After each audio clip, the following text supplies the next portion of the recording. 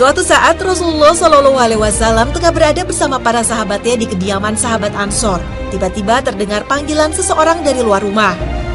"Wahai penghuni rumah, bolehkah aku masuk? Sebab kalian akan membutuhkanku." Rasulullah bersabda, "Tahukah kalian siapa yang memanggil?" Kami menjawab, "Allah dan Rasulnya yang lebih tahu." Rasulullah kemudian berkata, "Itulah iblis, laknat Allah bersamanya." Umar bin Khattab berkata, "Izinkan aku membunuhnya, wahai Rasulullah." Nabi menahannya.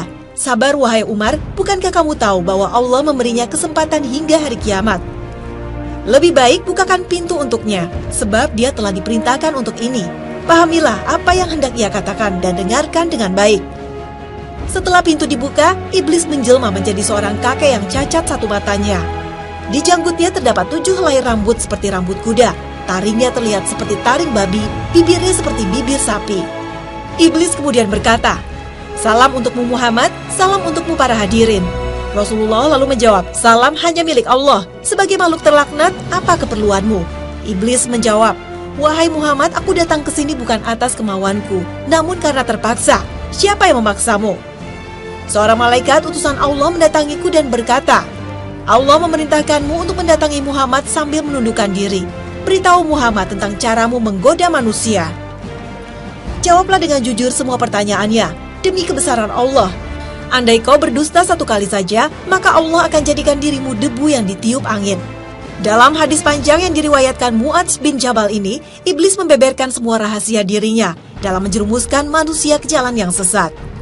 Ada 10 permintaan iblis yang dikabulkan Allah yang saat itu disampaikan kepada Rasulullah. Iblis minta Allah membiarkannya berbagi harta dan anak dengan manusia, seperti firman Allah dalam surat Al-Isra ayat 64. وَمَا يَعِدُهُمُ الشَّيْطَانُ إِلَّا غُرُورًا. Iblis akan ikut makan dari harta yang tidak dizakatkan, dari harta yang berbaur dengan riba. Iblis pun akan ikut makan dari makanan yang tidak dibacakan nama Allah. Allah membiarkan iblis ikut bersama-sama saat orang berhubungan suami istri tanpa lebih dulu meminta perlindungan Allah, sehingga anak yang terlahir pun akan lebih patuh pada setan. Iblis diberi kemampuan oleh Allah untuk melihat manusia, sementara manusia tidak bisa melihatnya. Iblis pun bisa masuk dalam aliran darah manusia untuk lebih mudah menggoda manusia. Namun, iblis berkata, "Wahai Muhammad, aku tidak bisa menyesatkan orang sedikit pun. Aku hanya bisa membisikkan dan menggodanya. Sebagaimana engkau tidak bisa memberi hidayah kepada manusia sedikit pun, engkau hanya Rasul yang menyampaikan amanah." Iblis kemudian berkata, "Pendusta adalah sahabatku, gosip dan adu domba kesenanganku, kesaksian palsu kegemaranku. Orang yang bersumpah untuk menceraikan istrinya berada di pinggir dosa, walaupun hanya sekali dan walaupun ia benar." Iblis berkata lagi, "Tahukah Muhammad, aku mempunyai 70.000 anak dan setiap anak memiliki 70.000 setan. Setan ditugaskan untuk mengencingi telinga manusia sehingga ia tertidur saat sholat berjamaah atau saat mendengar ceramah. Setan juga senang berada dalam lidah orang yang berbuat kebajikan, lalu senang menceritakan kepada orang lain sehingga pahalanya terhapus. Dan setan pun senang duduk pada pinggul dan paha wanita, lalu menghiasinya, hingga setiap orang senang memandanginya." Dalam sebuah hadis lain yang diriwayatkan oleh Anas bin Malik, iblis telah bertanya kepada Allah, "Wahai Tuhanku, engkau telah memberikan anak Adam tempat kediamannya untuk mereka berteduh dan berzikir kepadamu. Oleh karena itu, tunjukkanlah padaku tempat kediaman untukku." Allah berfirman, "Tempat kediamanmu adalah di dalam toilet."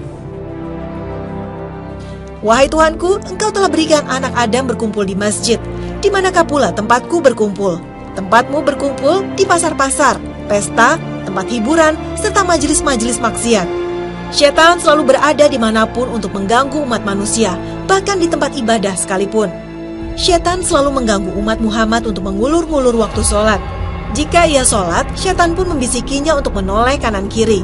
Dan jika ia sholat berjamaah, lehernya diikat hingga ia mengangkat kepala sebelum imam. Atau setan meniup hidungnya hingga menguap. Jika ia sholat sendirian, setan menggodanya agar sholatnya tergesa-gesa seperti ayam mematuk beras. Setan juga selalu mengganggu orang yang sholat dengan rasa was-was atau ragu-ragu dengan bilangan rokaatnya. Karena itulah, sebelum takbiratul ihram, ada sebagian ulama yang membolehkan membaca doa meminta perlindungan Allah dari godaan setan, seperti membaca surat An-Nas. Meskipun cara ini dianggap bid'ah oleh sebagian para ulama, karena tidak pernah dicontohkan oleh Rasulullah. Bisikan setan terus mengintai kita, umat manusia. Sudah seharusnya kita makin waspada dan selalu meminta perlindungan Allah agar selamat dari tipu dayanya.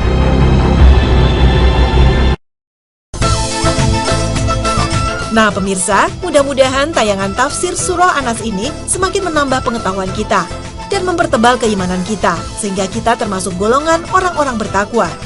Dan jangan lewatkan untuk terus menyaksikan Khazanah, Ensiklopedia Islam Dunia. Terima kasih atas perhatian Anda dan wassalamualaikum warahmatullahi wabarakatuh.